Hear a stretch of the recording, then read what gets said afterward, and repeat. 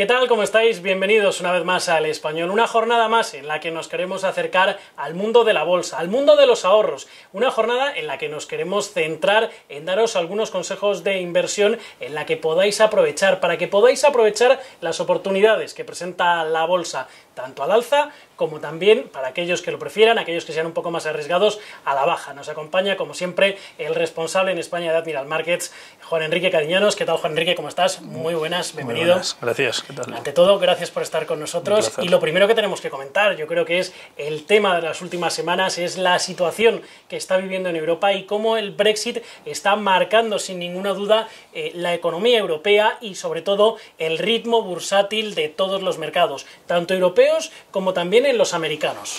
Sí, la verdad que si me preguntaran por un culebrón dentro de la parte financiera, sin duda el Brexit sería un fiel candidato, ¿no?, a optar por ese papel. Una situación que mes a mes y semana tras semana vamos viendo noticias nuevas, especulaciones, muchísima rumorología. Ya sabes, Arturo, que en este caso en la bolsa hay muchísima rumorología y hay mucha gente que opta por entrar en el mercado de cara a este tipo de situaciones, este tipo de eventos, y de alguna forma eso puede generar volatilidad en el mercado. Una volatilidad que en cierto sentido puede ser tildada o puede ser de alguna forma un maquillaje positivo para el mercado, pero obviamente el trasfondo que hay detrás, todo lo que conlleva esta situación, debilita muchísimo a la economía, debilita mucho a esas posiciones, porque obviamente el inversor tradicional, el inversor de un fondo, una gestora grande, no opta por tomar posiciones de forma estructurada y de forma consolidada, porque obviamente no sabe por dónde va a salir, ¿no? Especulaciones por la posibilidad de un Brexit duro, especulaciones por la posibilidad de que finalmente no haya Brexit intermedio. Se ha especulado tanto sobre las tres alternativas posibles que hay encima de la mesa y que cada alternativa es totalmente distinta. Me refiero, la repercusión que puede tener sobre la renta variable para un FT100, por ejemplo, o para la libra, cada una es totalmente independiente entre ellas, y eso es lo que genera esa incertidumbre y genera esa volatilidad, que es lo que tenemos ahora encima de la mesa. Y claro, no solo tenemos Brexit, tenemos la situación de los bancos, tenemos la situación de sectores colaterales, tenemos la situación en paralelo de los tipos de interés, y obviamente que todo esto tiene una repercusión directa. Hombre, evidentemente todo tiene repercusión sobre los mercados. Si empezamos y centrándonos por seguir con el Brexit como estamos, esto también nos puede presentar, ¿no?, una oportunidad. Hablabas de la libra, tenemos que ver también, oye, pues los cruces que mantiene con el euro. Tenemos oportunidades ahora mismo, huecos para aprovechar algún tipo de inversión en lo que se refiere al mercado de divisas. Bueno, hasta que tengamos el sesgo definitivo, ¿no?, y tengamos esa resolución final en cuanto al Brexit, obviamente generará y seguirá inyectando volatilidad, ¿no?, al sistema, lo cual es algo muy positivo porque es lo que genera liquidez al fin y al cabo. Pero dentro de esa volatilidad obviamente podemos hacer alternativas, podemos operar con derivados, me refiero a la parte de opciones, por ejemplo, una comprada si queremos, ¿no?, que es la compra de call y compra de put con mismo vencimiento, mismo strike, y al final lo que hacemos es pagar ambas primas y que la volatilidad nos beneficie siempre y cuando vaya en un lado y en otro, ¿no? Lo que no nos vendría bien en ese escenario es que finalmente no hubiera nada, ¿no?, ni que hubiera acuerdo, ni no acuerdo, ni nada, simplemente que las aguas volvieran a su cauce y que el mercado de renta variable volviera a la tranquilidad, cosa que yo creo que no va a suceder, al menos no en el corto plazo, ¿no? Es cierto que puede haber muchas especulaciones por la agresividad del impacto que puede haber de un tsunami, entre comillas, metafóricamente hablando, en cuanto a un Brexit para la renta variable, pero lo que no creo es que sea tranquilo, ¿no?, la situación.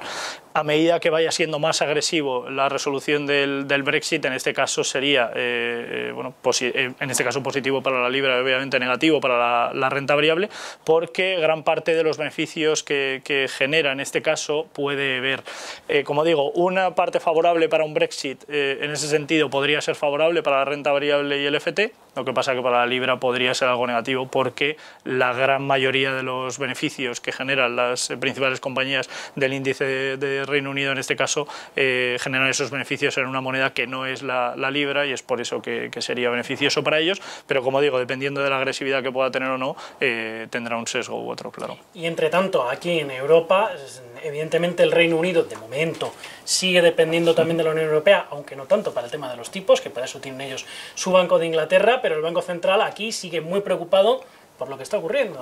Nos dice que él tenía su previsión de subir tipos en 2019, salía Mario Draghi hace unos días diciendo, bueno, ya lo de 2019 vamos a ver si a finales de año lo conseguimos, si podemos hacerlo, pero yo creo que más bien nos dejaba sobreentender que esto iba a irse ya más hacia el año 2020 debido a la ralentización económica que tenemos encima de la mesa. Esa ralentización, ese aplazamiento de la subida de los tipos no ha terminado de convencer evidentemente a los mercados, aunque sí que es cierto que la posibilidad al mismo tiempo de que Draghi vaya a tener que reactivar ciertas medidas de estímulo también está dando una cierta expectativa de que las bolsas pueden empezar a mejorar. Claro, el problema que yo veo ahora mismo en el Banco Central Europeo es que, o sea, el tiempo se acaba, me refiero. Seguimos sin medidas, llevamos ya muchísimos años con un equipo por parte de Mario Draghi en el cual no hay medidas. Sabes que tampoco soy especialmente partidario de esta situación, pero algo necesitamos, me refiero. En la parte de estímulo fiscal seguimos preocupándonos por una inflación que bajo mi punto de vista no creo que sea la piedra angular en cuanto a los problemas que tenemos por parte de Europa. Yo creo más una situación de desempleo que hay que intentar gestionar en la medida de lo posible y que de alguna forma obviamente esto tiene que ir más allá, medidas de estímulo fiscal, medidas de apoyo a empresarios, no sé cómo, pero de alguna forma hay que apoyar esta situación con cierto control. Tengo la sensación de que ahora mismo Draghi con unos tipos al 0%, con la facilidad financiera a los bancos en negativo, se está quedando sin armas prácticamente de política monetaria tradicional. Entonces, claro, sí, puede seguir comprando deuda o volver a poner a activar los programas de compra de deuda, pero ¿cuáles serían otros mecanismos que podría poner en marcha desde el Banco Central Europeo para apoyar a la economía? Y sobre todo, yo creo que algo que está en la cabeza de todos, que es la japonización al final de la economía europea. El problema que tenemos es que muchos países dentro de Europa siguen endeudándose a unas cifras muy elevadas. Hace mucho tiempo ya sí que es cierto que los países tenían ciertos recursos para poder solventar parte de esas deudas, como en el caso de España, por ejemplo, con esas reservas de oro o de petróleo, pero es una situación que no tenemos a día de hoy. Ya no nos queda nada, seguimos endeudándonos a cifras mucho mayores que el PIB que tenemos, estamos hablando de un 20% por encima del PIB, y esto es algo que obviamente todo tiene un límite, me refiero, petará en algún momento, y el problema es ver quién se va a hacer cargo, ¿no?, de esa deuda, quién va a optar por esa situación. Obvio, ¿no? Tú, yo y todos los que nos estén escuchando en este momento. Ojalá sea ese el caso, digo, ojalá entre comillas, porque obviamente nos afectaría a todos nosotros, pero lo que me preocuparía es que otro país que no tuviera nada que ver con Europa o que no tuviera nada que ver con, entre comillas, podríamos hablar, por ejemplo, de un país árabe que quisiera hacerse cargo de la deuda en España, no tendríamos otra alternativa que decir que sí y a ver cuál es el requisito o cuál es la contraparte, ¿no?, de que ellos se hagan cargo de esa situación, lo cual me preocupa bastante. Hemos mirado lo que puede ocurrir en Grecia, por ejemplo. Sí, por ejemplo, ¿no? Y al final, bueno, nos encontraríamos ante una situación en la que nos venderíamos al mejor postor, porque lo que valdría en ese momento España, y quitando todo sectorial, quitando la parte de cultura, etcétera, etcétera, lo que queramos, pero España en ese sentido económicamente hablando valdría relativamente poco por la gran deuda que tendríamos. ¿Qué pasa? Que a Mario Draghi ahora por parte de Estados Unidos le echan un capote enorme en la situación de no vamos a modificar tipos finalmente, vamos a esperar a ver qué pasa, y la situación que tiene ahora mismo Europa es la posibilidad de ver un quantitative easing nuevo, una medida de estímulo fiscal, ya digo, para la parte de impuestos, para la parte empresarial, y que eso de alguna forma reactive la economía y reactive sobre todo la creación de empleo, que al final eso daría más dinero y potenciaría el consumo, que es la clave en Estados Unidos, es la clave porque son 2/3 partes del PIB, es la clave en Europa, que es casi un 20% de nuestro PIB, y en España la parte del consumo es súper importante. Es vital, y ahí también tendremos que ver de qué manera Draghi puede echar un capote también a los bancos, a los españoles, que lo están pasando francamente mal en bolsa y que lo están pasando mal también en cuanto a las rentabilidades, debido precisamente a que los tipos están en negativo y que además esas facilidades de depósito, que no deja de ser lo que en teoría les paga el Banco Central Europeo a los bancos por depositar dinero en la entidad, pues ahora son ellos los que siguen pagando. Entonces, claro, esa posibilidad que se abría estos días de que se flexibilice esa posición por parte del Banco Central Europeo, a lo mejor sí que les puede dar un cierto respiro a los bancos españoles, también evidentemente a los bancos europeos, y eso puede hacer también que cojan un poco de aire de cara a inyectar dinero en la economía. Esa puede ser también otra vía para meter más dinero. Sobre todo que les daría algo de tiempo, ¿no?, a la hora de reaccionar, liquidez y capitalización para poder reactivar y reinyectar parte de esa liquidez en algún negocio que pueda tener abierto. Hay muchas entidades dentro del sector financiero, en España concretamente, que están muy debilitadas por esta situación, como es lógico, y que obviamente no pueden hacer nada. El Banco Central Europeo les pide al sector financiero, a las entidades financieras españolas y en general en Europa, que vayan un paso más allá, que de alguna forma se impliquen en la situación y que empaticen con la situación actual, pero claro, la respuesta del sector financiero es, vale, sí, muy bien, pero ¿qué hago? Me refiero, no soy mago, no puedo crear el dinero, ni puedo hacer magia, ni de ninguna forma puedo, de alguna forma, en este caso, multiplicar esta situación.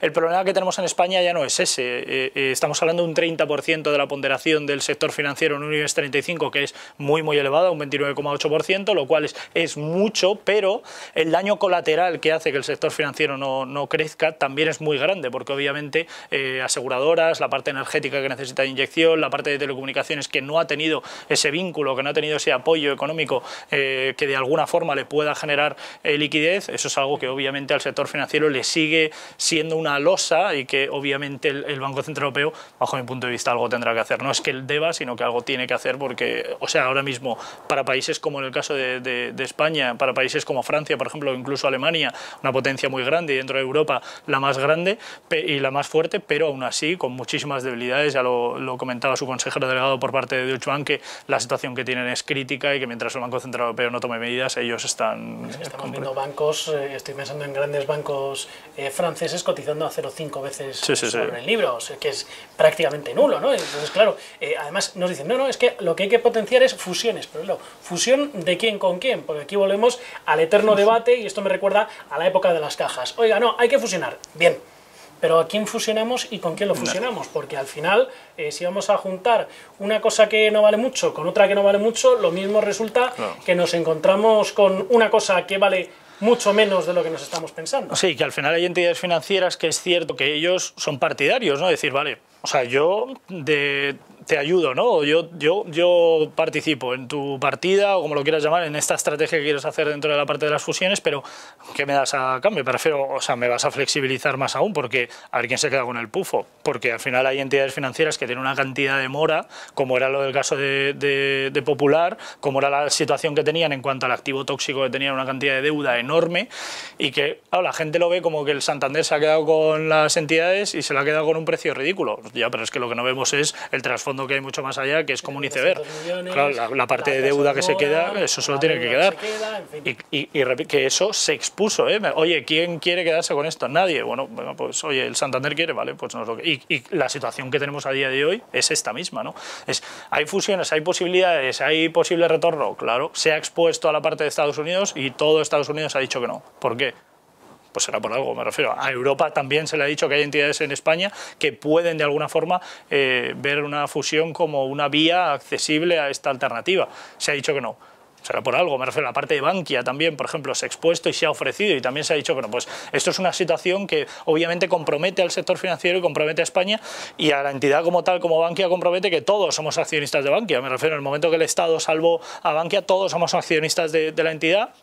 Y que obviamente ahí nos deja una situación comprometida en la que cualquier fusión, cualquier adquisición externa vendría bien en general, porque obviamente nos quitaríamos parte de esa deuda. Pero es lo que digo, mientras el Banco Central Europeo no abra ese abanico de posibilidades, no flexibilice esa situación, ahora mismo el sector financiero no puede hacer nada y, como digo, el daño colateral que eso genera es ir de un sector a otro saltando y que ahora mismo sea la alternativa lo que son los sectores colaterales. ¿Fusión Sabadell-Bankia, la ves viable, la ves factible?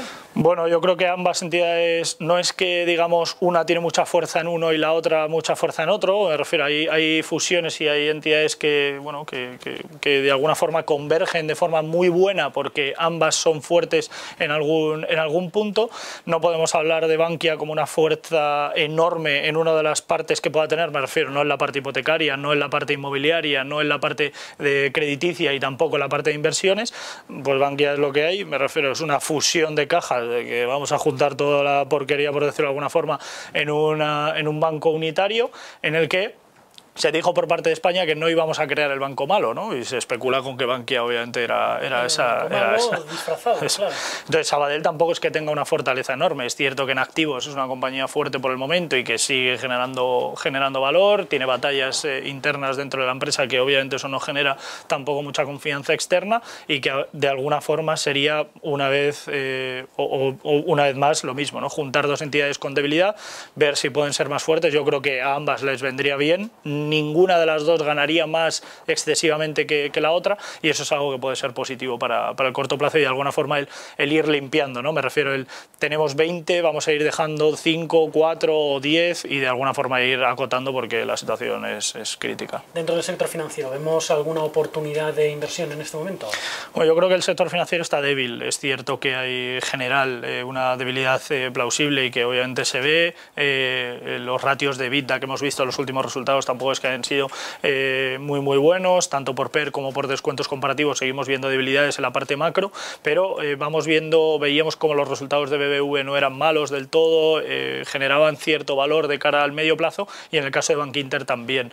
Yo creo que en el momento en que podamos ver una recuperación sólida y consistente del sector financiero, ambas entidades pueden tener un buen comportamiento y que de alguna forma eso también ayude, ¿no? a la parte colateral, que yo creo que hay sectores colaterales que se pueden ver y que a día de hoy se ven muy beneficiados de la situación actual. Dentro del sector telecomunicaciones, en el IBEX tenemos evidentemente Telefónica, podemos fijarnos también en alguna de las competidoras, en Vodafone, en Orange, las dos cotizando en el mercado francés, otra también en el mercado inglés. ¿Por cuál apostarías?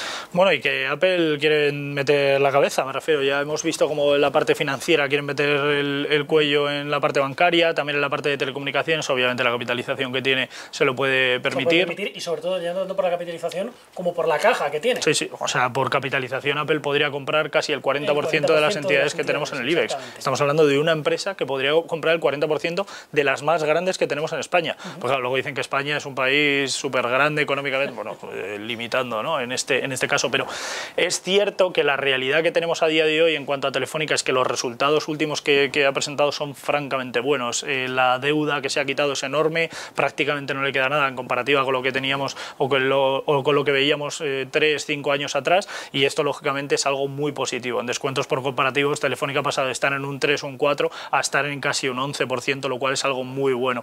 El EBITDA presentado es muy bueno en general, tiene muy buenos competidores, ese es el problema que tiene ahora mismo Telefónica. Tenemos un Netflix, tenemos la parte de O2 que sigue estando integrada en la parte de Telefónica, aunque veremos a ver si finalmente se separa, pero obviamente tanto en Reino Unido como en Francia, Alemania, también la parte de Estados Unidos hay competidores muy fuertes con mucha capitalización que también buscan la fusión con entidades muy grandes y que esto lógicamente le puede hacer mucho daño a una empresa como Telefónica que sigue viendo, entre comillas, maniatadas la situación que tiene. Veíamos como la salida, en este caso la venta de Telxius le venía muy bien, la parte de O2 que consiguió colocar, en la otra no, también le ha venido muy bien para generar esa liquidez que necesitaba en el corto plazo y que de alguna forma pueda reinyectar esa liquidez.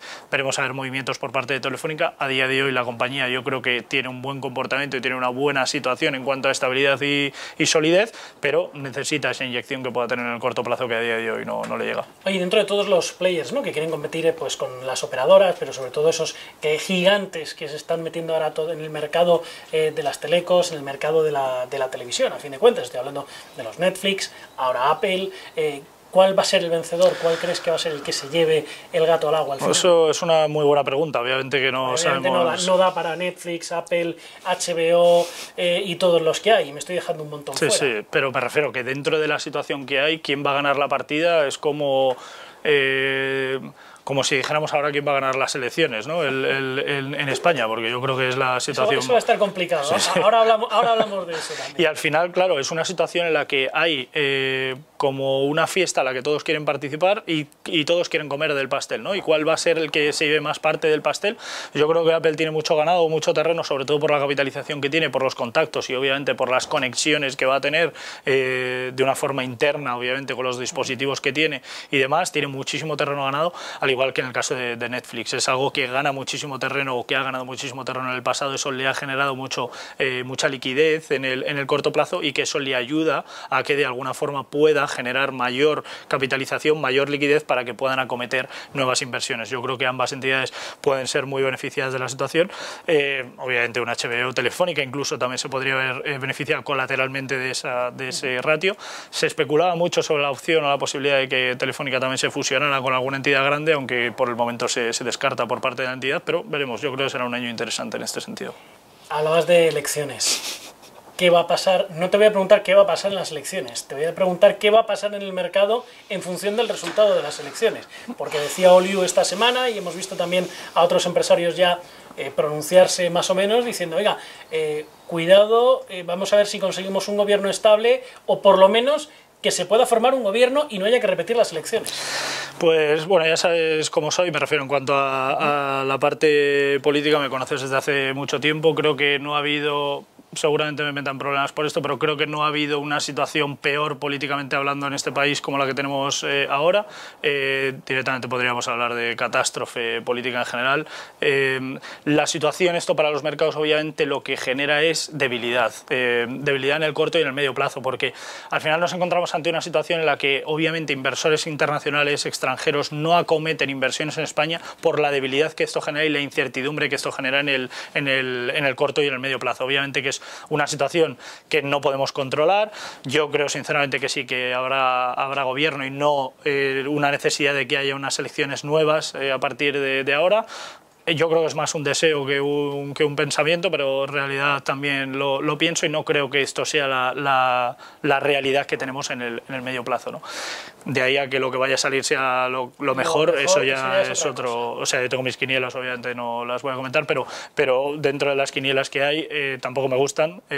Ninguna de las opciones que hay encima de la mesa que puedan salir me gustan, porque como digo, no creo que hayamos tenido una situación peor que la que tenemos ahora mismo, pero en general lo que tenemos ahora mismo de cara al mercado y de cara a la renta variable es una debilidad, porque obviamente no entra dinero, no entran inversiones de fuera por la inestabilidad que esto genera, y que obviamente no es que tengamos algo que digamos, bueno, no pasa nada porque dentro de un año vamos a estar igual o vamos a estar peor que la situación que tenemos, porque los presupuestos del Estado no se aprueban, se aprueban los que había antes. Eso lógicamente genera mayor inestabilidad, como lo que ha pasado en Italia, que los presupuestos del Estado no se aprobaban, y eso obviamente impedía que el propio gobierno pudiera generar nuevas medidas, y que es la situación que tenemos en España desde hace mucho tiempo. Por tanto, inestabilidad, bolsas con muchas dudas, mucha volatilidad también. Por lo tanto, ¿dónde pondríamos el foco? Es decir, danos 3 opciones de inversión que te gusten ahora mismo. Pues mira, al igual que lo que hablamos con la situación del Brexit en cuanto a esa volatilidad, en el caso de España debería ser al contrario, ¿no? Hasta que tengamos bueno, algo de luz al final del túnel, que veremos a ver si es el tren o es la salida, pero mientras que veamos esa luz al final, esto debería ser relativa calma en el mercado español ahora mismo, ¿no? Entonces, al contrario que lo que hablábamos con el Brexit de una cuna, por ejemplo, comprada, veremos opciones para la parte contraria, ¿no? de no volatilidad, de no liquidez alta. Entonces, en ese sentido, bueno, una cuna vendida, un cono, podríamos ver muchas alternativas con derivados, también con futuros, con la alternativa de que cobremos ambas primas y que no se mueva por ninguno de los dos tramos de un rango amplio. En ese sentido, mientras que el mercado se mantenga dentro de ese cajón, por decirlo de alguna forma, podríamos generar esos beneficios sin el riesgo que supondría una cosa u otra. Eso sería una alternativa también para cubrir parte de la moneda. Y luego el seguir con sectores colaterales. En la parte energética e infraestructuras yo creo que seguirá siendo una buena alternativa. Compañías como CCC, compañías como Iberdrola, por ejemplo, pues yo creo que son alternativas que en el corto plazo pueden seguir siendo buenas, al igual que la parte de constructoras e infraestructuras de cara a la parte de construcción, como el caso de ACS, por ejemplo, que sigue escalando muy bien en posiciones, porque obviamente el tema pisos, el tema alquiler y compra sigue creciendo muchísimo, más de lo que me esperaba y que me gustaría, pero mucho y de forma muy rápida, y eso obviamente en el corto plazo les generará también valor. Por lo tanto, yo creo que son alternativas, infraestructuras, energética, constructoras, muy buenas para seguir creciendo en posiciones. Pues Juan Enrique Gariñanos, responsable en España de Admiral Markets, como siempre, un placer y gracias por acompañarnos. Gracias a vosotros, como gracias siempre. También a todos vosotros, y como siempre decimos, estos son algunas ideas de inversión, algunas oportunidades que se pueden plantear, pero como cada perfil es diferente, lo mejor es acudir a un asesor profesional, a un asesor titulado, que nos dé las recomendaciones y que nos haga una cartera acorde con nuestro perfil inversor. Gracias y hasta la próxima.